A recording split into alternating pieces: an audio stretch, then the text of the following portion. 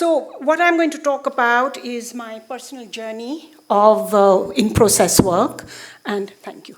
And I've called it a rendezvous with me, not because I'm egotistical, which I am a little bit, but because I, through process work, have seen the romance of life again and again.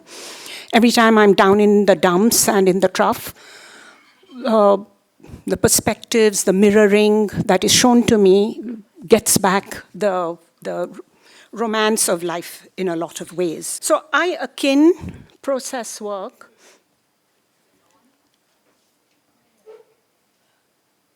mine was vertical, okay, to a buffet. Why do I akin it to a buffet?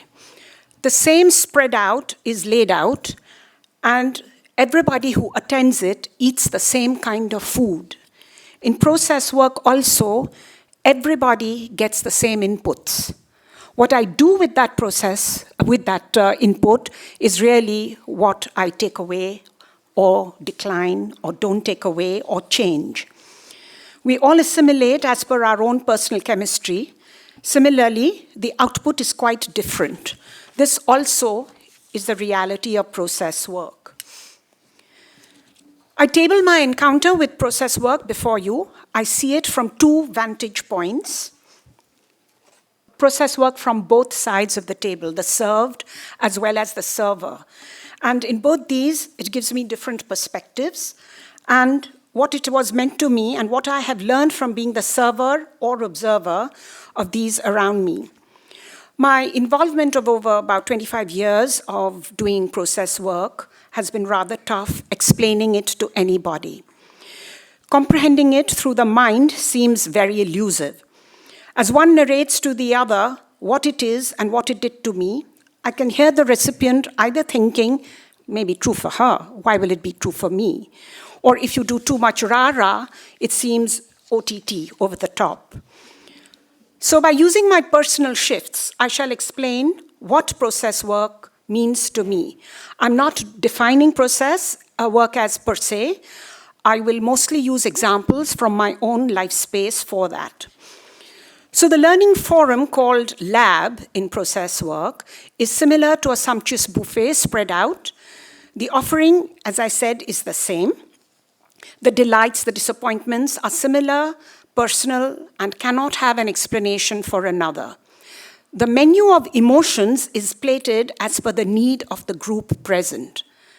The offering is alike. Just as each of us plates what we relish, what we discard, we don't like, cannot stomach, sometimes a dish is unknown, sometimes it is not.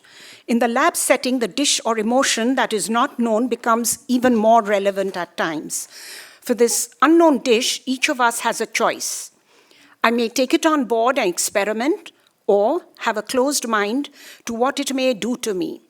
As we take pleasure in imbibing and assimilating what we are familiar with and what we think is good for us, we are also shunning the unknown, the not palatable, the unacceptable, because of a prejudice we already have. Similarly, my prejudice of taking risk may not allow me to experiment in the lab. The known is safer and comfortable. As each lab differs in its components of participants and or facilitators, the sharing and the inputs differ as well. There is never a replica of any lab. There are no Xerox copies. There are no the same thing repeating itself ever. What is live and current, pretty much like locally grown vegetables. Let us carry this simile a little further. I may love prawns, but dread eating them outside, except in a trusted home. I may tell myself that, oh, prawns in this house is good because I have a preconceived notion what it will do to me. So again, what happens with change is something that we need to look at, and we look at it a little later in the presentation.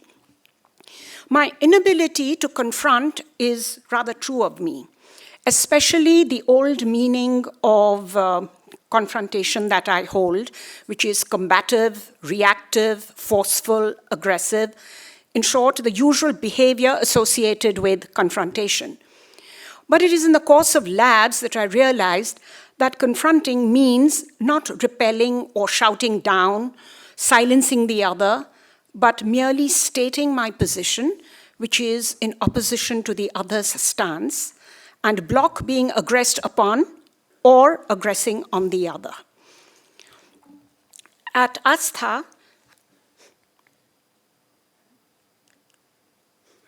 we use something called the triangle of well-being, which Geeta touched upon, and I think even Ashok touched upon it. I have imbibed certain things which have aided my well-being.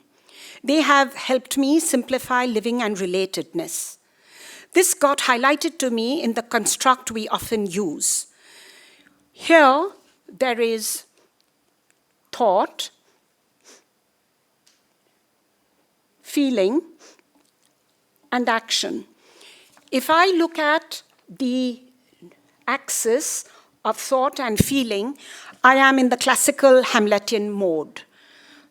Did my mother kill my father? Oh, what a terrible thing. Thought, feeling, and I am in a dilemma and I never get out of it. If I am on the thought, feeling, and action mode, I am actually just reacting to a whole lot of stuff. This is where relationships of years can break in a second. I may hit out, I may physically slap, whatever, and it really changes the relationship without thinking about it. And the last parameter, which is action and thought, is what Hitler was made of. The moment you think of something, I want to act upon it, and it's quite often paralyzes me. Okay, let me give you an example from my own life. I always knew I must confront a close family member who now lives in the States for putting me down. I'm angry at his put-downs. I get sleepless nights at perceived and real put-downs. But I parade between thinking and feeling. And after a long time, and after several labs, I realized that what was missing was the third dimension, which is action.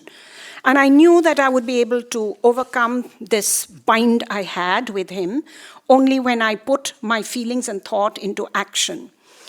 So one day, I decided that I had to do not a Band-Aid solution, but a permanent solution. I wrote what I wanted to tell him. I drafted it. I redrafted it. I rehearsed it. And I had kept it. Then one day when he called me up and, as usual, started haranguing me, I took out the paper and read it in as unemotional a voice as I could. And there was complete silence on the other end. And I know that that day I became an adult. Because when I could confront him, I knew I could actually handle confrontation. And that day arrived, and well-being, to some extent, I did feel from all this years of feeling harangued. The triangle has often allowed me to step back and see which of the three coordinates is missing and think what to do to add it. As I use the triangle often for self-reflection, I have learned that sometimes the obvious missing coordinate is not really the missing one. I am not going to get into the example because it's a big example and I would like to come to a later stage of the paper. The other one I would like to talk about is redefining tapes. All of us have tapes running in our heads. Girls are like this, daughters should be like this, sisters must do this, blah, blah, blah. These are all tapes which we have inherited and sometimes not defined at all for ourselves. So for the longest while, you go on with tapes which are inherited and not done. Again, through the years, I have learned that redefining these tapes makes me an adult. Playing with them like dough, you can create different shapes and meanings. We have all been fed on some words and terms. 3 words for me, which had to be redefined, and I have redefined, are trust, judgment, and misogyny. My first card has come up. So truth, Truth, this is an example of my own. I was always seen as a truthful one. And I had a friend whose mother suffered from cancer, and she knew I was the truthful one, so she asked me if she was suffering from cancer. The family didn't want her to know, because they thought if she did know, she would lose the battle of life and would succumb. So when she asked me, I just told her that nothing that I know of. In my redefinition of truth, I think I was faithful to my friend, I was truthful to the situation, and I was truthful to the moment, which was one of that all truth is not one fixed definition. Judgment. I have battled judgment, being termed judgmental, one of the biggest wars I have fought.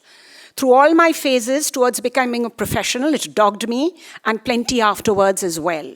To cut that short, I would just like to say that I actually got completely phased out in all the phases, because judgment dogged me through all the phases, and I didn't know what I was working upon. In phase 1, I was dealing with judgment. In phase 2, I was dealing with judgment. In phase 3, I was dealing with judgment. And it was like, where is the progress? What am I going to be doing this? So, and the last one is misogyny. I'm part of this ladies group, which our friend Bhanu talked about, which is called Avni, which we decided to be called Avni amongst ourselves. And after a certain amount of cohesion of the Avni group, as you heard, it was a 5-year journey.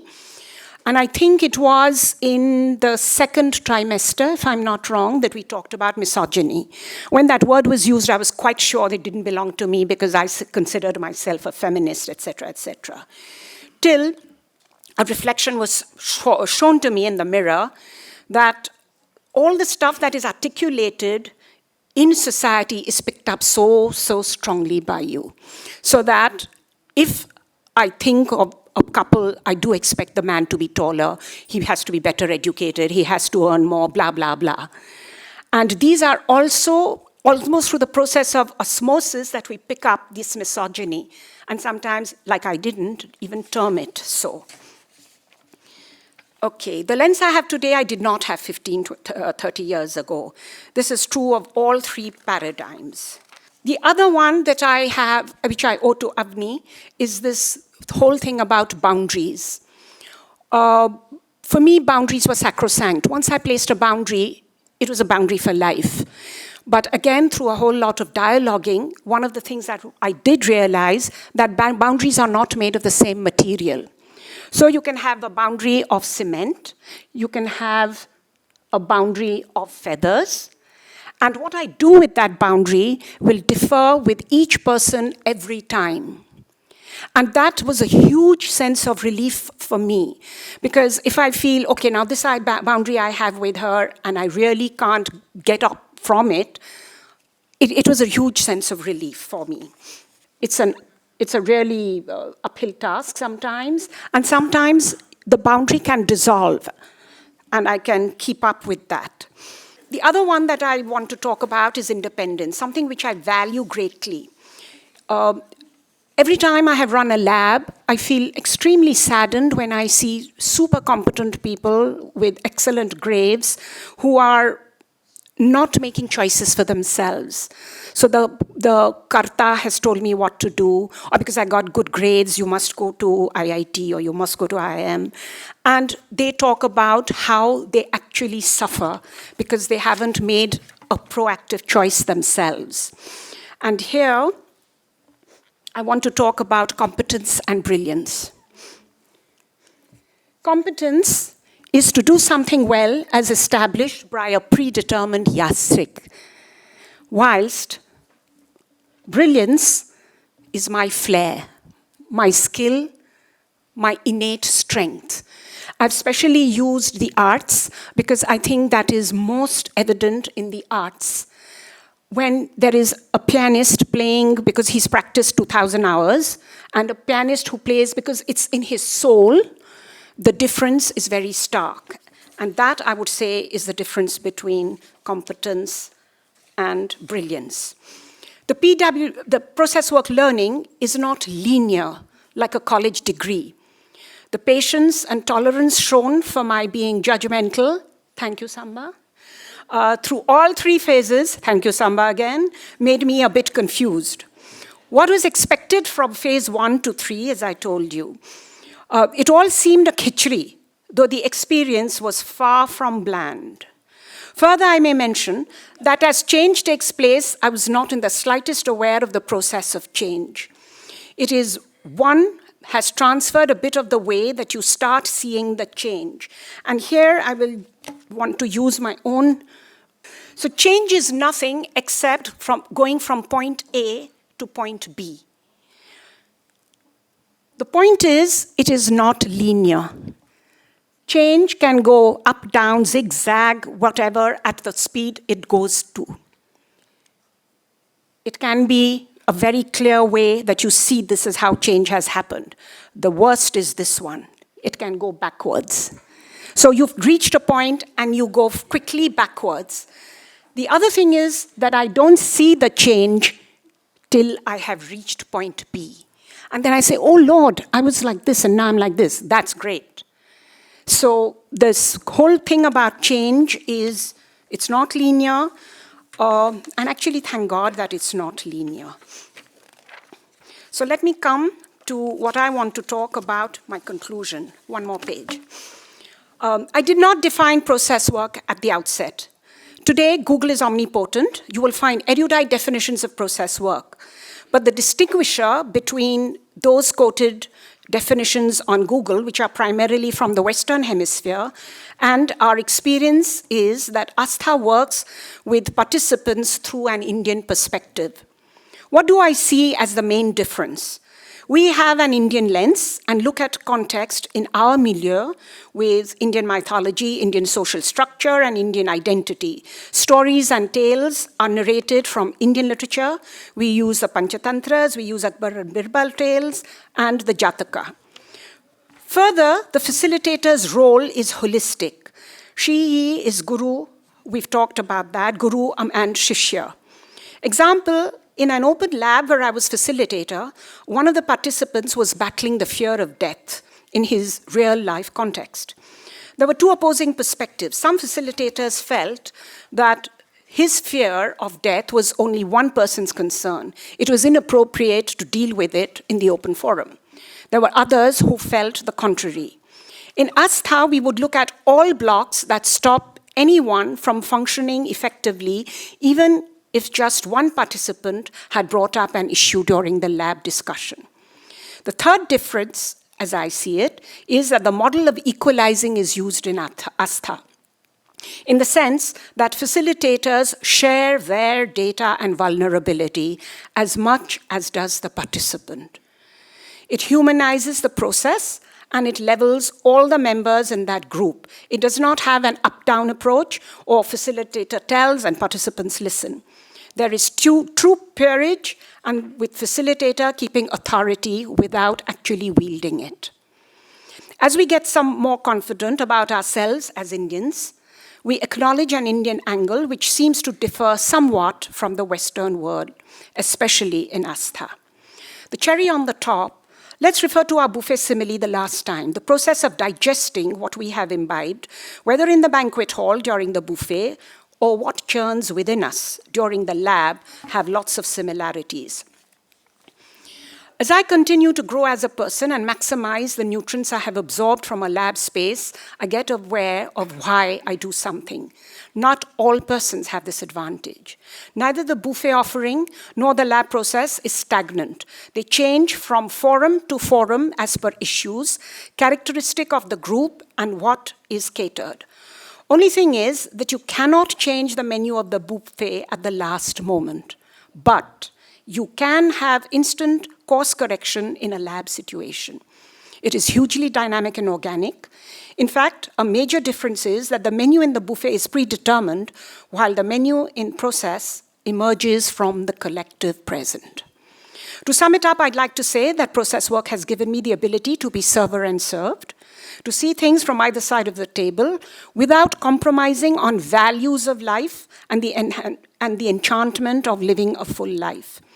It has given me the love to appreciate a well-decorated dish, a song, a drawing, a complex thought in simple words, a playing child, a grieving human, a split-second victory. I laugh, I cry, I am now silent.